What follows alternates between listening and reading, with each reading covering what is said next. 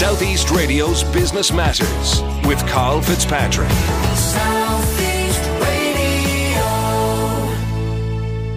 Well, Barbara Roberts has had an illustrious career which encompassed success on Wall Street and also as a serial entrepreneur. Now Barbara has written a white paper which identifies the challenges which entrepreneurs face after they have sold their businesses. Barbara, we'll be discussing your white paper, Life After an Exit, how entrepreneurs transition to the next stage. But first, I'd like to take you back to the early part of your career on Wall Street. What was that experience like? Well, thank you, Carl. It's a joy to be with you. Well, I started on Wall Street the first year that the New York Times did not do Help Wanted Men, Help Wanted Women. So every single job that I had on Wall Street, I actually was the first woman to have it. So it was quite a journey. And I ended up being on the board of Dean Witter and had 15 years of incredible time. Worked a lot with entrepreneurs when I worked on Wall Street, helped them get ready for IPOs. So it was an incredible journey, particularly being motivated to really move the needle for women and women's opportunity. After leaving the Wall Street world behind you, was an entrepreneurial journey then always on the cards? If I look back to my time working on Wall Street, I always had a responsibility of starting something. So I would say that I definitely was an entrepreneur. And it's also interesting to think back to the mid-'80s, and the term and the kind of concept of an entrepreneur actually was not really in existence. People who are starting companies and doing these incredible, innovative things were almost looked as second-class citizens. It was a time that if you weren't doing very well in large, multi-global corporations, you weren't taken seriously. So I always liked starting things. I love just creating new ways of doing things, but I wasn't conscious about that skill until I really found myself in the entrepreneur world. So talk to us about your successes as an entrepreneur, and in particular, your ability to restructure and build businesses to the point of a sale. Two companies that I'm best known for is one, which is FPG, which was started as the Freelance Photographers Guild. So I actually, in that company, rode the incredible journey of photographs being in file cabinets to moving them onto a CD and the Internet. But also as part of that company, when I joined in 1990, only white people were in commercial photography. So one of my concepts was to use stock photography and create incredible images of multicultural, racial groups of people working together, and from that we were awarded all sorts of social impact honors, and we're actually even saluted in the Clinton White House for showing the true face of America. But that company actually attracted the attention of Mark Getty while he was actually studying. I think he went to Oxford, and he did a white paper on my company, and also Bill Gates. And so I had the incredible experience of having Bill Gates and Mark Getty bid on my company. The company now is part of Getty Images. And then my other company is Acoustiguide. And there again, that's the audio tour company that if you ever go into a museum or historic site, and in that world, when I took over the company, people were walking around museums with large tape recorders. And again, I developed the digital MP3 technology to be able to make much more spontaneous and interesting audio tours. So I would say that sort of the feature of what I do is I've found companies that tend to be in existence for a long time. Both those companies were 30 to 50 years old. Both had a great brand, but they were really being faced with some technology challenges, and that's where I saw the opportunity. I also am passionate about doing social good with anything that I take on in the world, and that certainly was another feature of those experiences.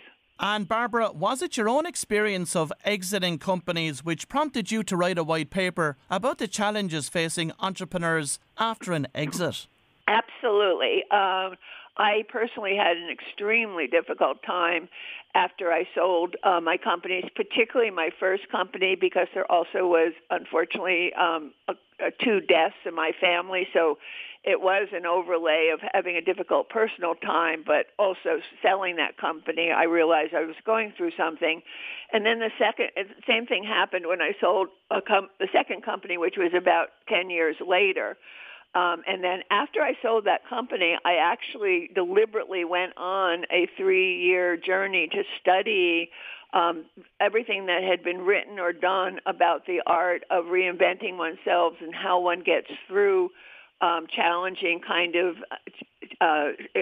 challenges to one's identity. And it was just an incredible kind of coincidence that I was doing other work at Columbia University, and Columbia was commissioned by Credit Suisse to do a white paper because some of their financial advisors had seen that entrepreneurs were having difficulty, and they also realized that they were having difficulty servicing entrepreneurs, that entrepreneurs seemed to have a different attitude about money than was their traditional client who had inherited wealth. So everything came together for me to do this white paper, and it was actually one of my favorite. It was my first venture into writing, and it was just being in the right place at the right time, and had the personal experience, but also had studied the art of reinvention for 3 years when I was asked to do this paper. So how did you approach that particular research?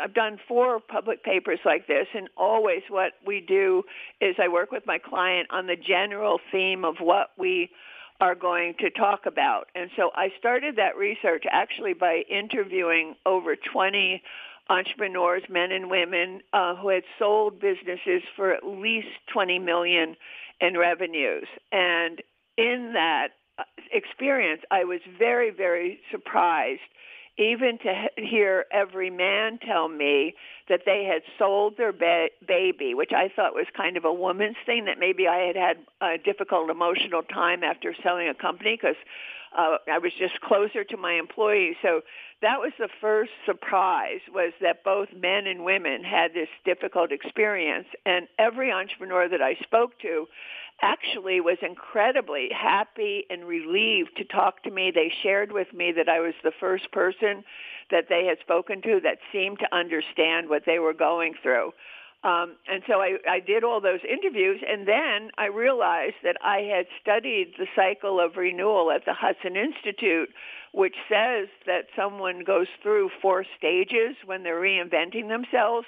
And I woke up one morning and I realized that what these entrepreneurs were telling me, that I could divide the stages into 4 kind of steps, and almost to a person, that everyone went through all 4 of these stages. At the first stage was the first year or so very disoriented, but also very focused on going back to learning something, often redoing one's home, going on lots of boards, doing tons of things to fill up time. Then there was this time of weeding and great introspection. And then the third stage was when you actually started testing new things to do. And one of the things that was very clear was that it took entrepreneurs 5 years typically to get back on their feet. So that was kind of one of the more surprising things that people learned when I shared the work of that paper, that it could take up to 5 years to really get through the whole cycle of renewal after a sale. That's fascinating. And in terms of an entrepreneur's loss of identity, how does this typically manifest itself, and how can it be addressed? Actually, another theme of this paper is that I came to realize is work for everyone actually supplies 3 things. And what this, it's even beyond identity. It's sort of like a crisis, and it's really 3 things that are happening to anyone. And someone who retires, even I talk a lot about this, that absolutely everyone during COVID, I think, got a better understanding of what an entrepreneur goes through when they found themselves that one day you were at work and the next day you were told you had to stay home, and it stopped. So the 3 things that cause this orientation is that your work gives you the people to hang out with, your work gives you how to structure your time, and your work does give your purpose. But I think it's important to realize that this sense of disorientation is actually about all 3 of those things. for an entrepreneur, most entrepreneurs only know people connected to their work. You're working 24/7, and those are the only people that they're hanging out with. Also, if you're an entrepreneur, it's 24/7. It's structuring your time. And, of course, if you're an entrepreneur, solving the problem, innovating and building your company is your entire purpose. So that's why this disorientation is particularly deep for an entrepreneur, possibly even deeper than if someone's leaving more of a corporate job or a different kind of transition. Another issue which exists is how entrepreneurs utilise their newfound freedom after a sale. So how should they spend their time once that sale is behind them? So, going back to those three things that I've just shared is at the root of what this disorientation is about. Even before a sale, one should start thinking about the people in one's lives, maybe being more deliberate to rebuild new kinds of friendships or getting involved with other institutions such as, church, clubs, or something that just consciously creating a community of people that is outside your work. I think that's very important. Also to do some thinking about how you might want to spend your time, particularly in that first year of getting your feet on the ground and really thinking about maybe even going on a retreat, or there's even sort of gatherings or books that you can read to help you kind of think about what's really important, what can you do. And then just accept that you're going to need to take a year to 2 to 3 to really get to know yourself in a new way, that this is actually part of growing, that every entrepreneur that I've studied eventually gets into an incredibly positive space. And some of my latest work actually has studied the longer journey of an entrepreneur. And it's amazing to me how so many entrepreneurs are driven just to fix problems, and within a few years after selling a company, often start something in an entirely different domain that really goes on to solve another problem. So one of my things that I talk about now, particularly in this crazy world we're living in coming out of COVID, it's an incredible time for innovation. So I really encourage entrepreneurs to more consciously think about maybe even bringing someone in to run their company, and really cherish that we are unique creatures who really know how to solve and start things. And we have a responsibility maybe to do at least more than one thing in our lifetime. So I think there's a positive way to look at this journey and really seeing it as a movement forward and really getting to your fullest potential. And Barbara, how important is financial planning both before and after the sale of a business? Yeah, that is part of the paper I did for Credit Suisse was very much about this, that there was a cultural disconnect between entrepreneurs and wealth advisors. So one thing that I also am an expert on is creating great wealth. And it is very much the case around the world that most wealth is still self-created. And when one hears about that, shirt sleeves to shirt sleeves in 3 generations, that too is around the world, that families have a difficult time holding on to money. So the first thing that wealth managers have to understand, and entrepreneurs themselves have to understand, is that typically an entrepreneur puts all of their money back into their business, so they are not creating wealth as they're building the company, liquid wealth.